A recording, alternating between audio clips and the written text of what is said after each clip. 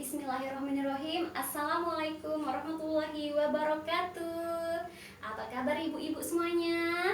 Alhamdulillah baik ya Bu. Oke, saya ucapkan terima kasih pada ibu-ibu semua atas kesempatannya sudah datang dalam pertemuan kita, pertemuan kelompok bulanan P2K2 di rumah ketua kelompok kita Bu Surti. Terima kasih juga untuk ketua kelompok atas kesediaan tempatnya gitu dan juga jamuannya. Oke, saya mau nanya sebelumnya, apa yang udah kita pelajari pada pertemuan sebelumnya? Nah, betul. Nah, apakah udah diterapkan dalam kehidupan kita sehari-hari, Bu? Oke, ada yang mudah, ada yang masih tahap sulit ya. Oke, Bu, tetap diterapkan ya, Bu, dalam kehidupan kita sehari-hari. Oke, dalam kesempatan ini, hari ini kita akan belajar modul berikutnya, yaitu modul 7 tentang pencegahan dan penanganan stunting melalui kebersihan diri dan lingkungan. Nah, dalam modul ini ada 2 sesi yang kita pelajari. Pertama tentang cuci tangan pakai sabun, yang kedua tentang jamban sehat. Namun dalam kesempatan ini kita akan belajar tentang pentingnya cuci tangan pakai sabun. Nah, ada 3 hal yang penting Bu dalam pertemuan ini. Yang pertama, apa pentingnya cuci tangan pakai sabun? Yang kedua, cara cuci tangan pakai sabun. Yang ketiga, kapan ya waktunya untuk cuci tangan pakai sabun itu? Oke, baik ini Bu, saya mau nanya nih, apakah ibu-ibu semua rutin cuci tangan? Iya, rutin ya. Oke Bu, mengapa sih kita perlu pentingnya cuci tangan pakai sabun? Karena dengan cara mencuci tangan pakai sabun, kita itu sudah melakukan usaha dalam rangka pencegahan dan penanganan stunting. Dengan cuci tangan, maka kita akan terhindar dari kuman atau bakteri yang ada di sekitar kita, sehingga tubuh kita sehat, kita, keluarga kita, anak kita perkembangannya menjadi normal, sehat, pintar dan cerdas ya Bu ya. Oke. Di sini Bu, saya mau ibu-ibu minta bagi kelompok nih, satu kelompok 2 orang berhadapan. Nah, itu udah bahan Bu ya, ada bahan yang udah disediakan dalam piring itu, ada lada udah. Nah, lada sama air ya. Oke, silakan ibu-ibu celupkan tangannya. Nah, yang pertama angkat. Nah, yang kedua angkat Bu, lalu cuci. Oke, kalau sudah kita amati Bu. Nah, bersih kan? Iya, nah jadi Bu, lada tadi diibaratkan itu bakteri yang menempel di tangan kita. Jadi dengan cuci tangan, maka bakteri tadi akan menghilang, lepas dari tangan kita. Dan akhirnya kita bisa terhindar dari penularan bakteri kuman tadi gitu. Oke, terima kasih ya Bu.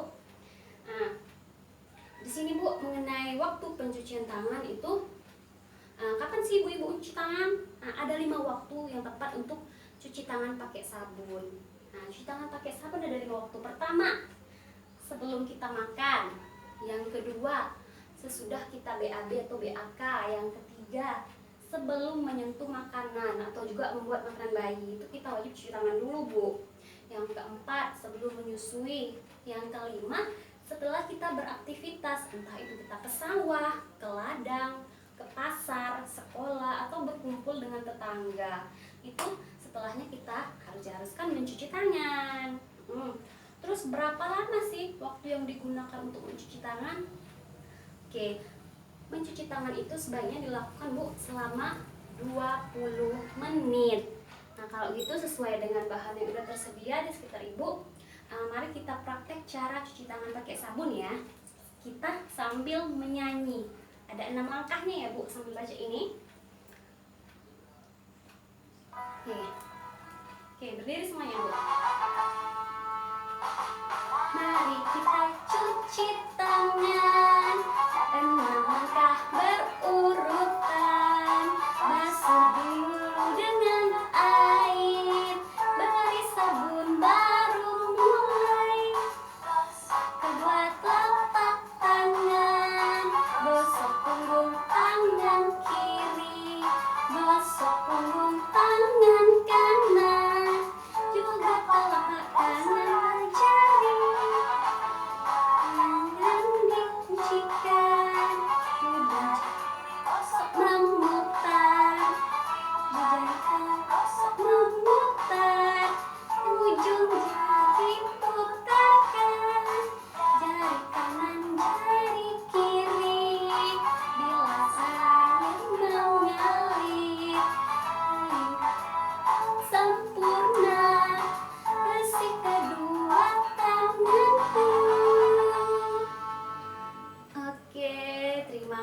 ibu-ibu. Jadi ada 6 langkah tadi ya.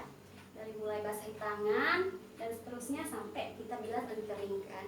Nah, jadi Bu, mencuci tangan itu tidak hanya semata dengan dengan sabun saja ya, dengan air mengalir saja, tapi juga harus dengan sabun. Oke. Nah, pada kesempatan ini Bu, bahwa mencuci tangan tadi sudah saya bilang dilakukan selama 20 detik.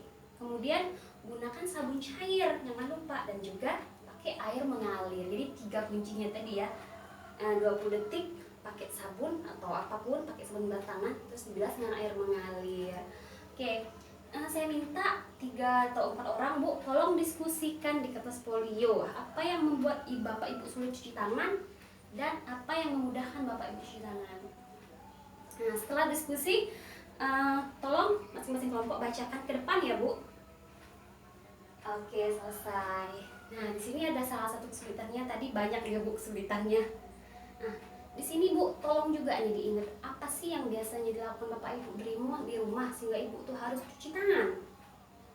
Oke, seperti misalnya wudhu atau habis megang pasir ya. Oke, cuci tangan itu pasti. Nah, di sini ibu-ibu semuanya mencuci tangan itu Bu sebenarnya nggak harus kita menggunakan alat-alat yang mewah kayak wastafel yang di hotel ya, enggak. Jadi ibu-ibu bisa pakai wadah bekas cat. Nah, bekas cat Ibu bolongin di bawahnya, Ibu taruh, itu sudah bisa alat untuk air mengalir gitu. Jadi tidak perlu barang yang mewah, yang penting barang-barang yang terdapat di sekitar kita. Atau ada galon yang bolong, nah itu bisa kita buat di bawahnya, kita lubangi terus pakai keran, itu bisa kita buat sebagai tempat air yang mengalir gitu. Itu ramah tamah lingkungan itu ya Bu. Nah, terus sabun yang digunakan tidak perlu sabun khusus Bu, tidak perlu sabun merek-merek yang di toko-toko yang terkenal ya kayak di berita, tapi sabun-sabun ibu mandi, sabun batangan, sabun cair cuci piring itu juga bisa.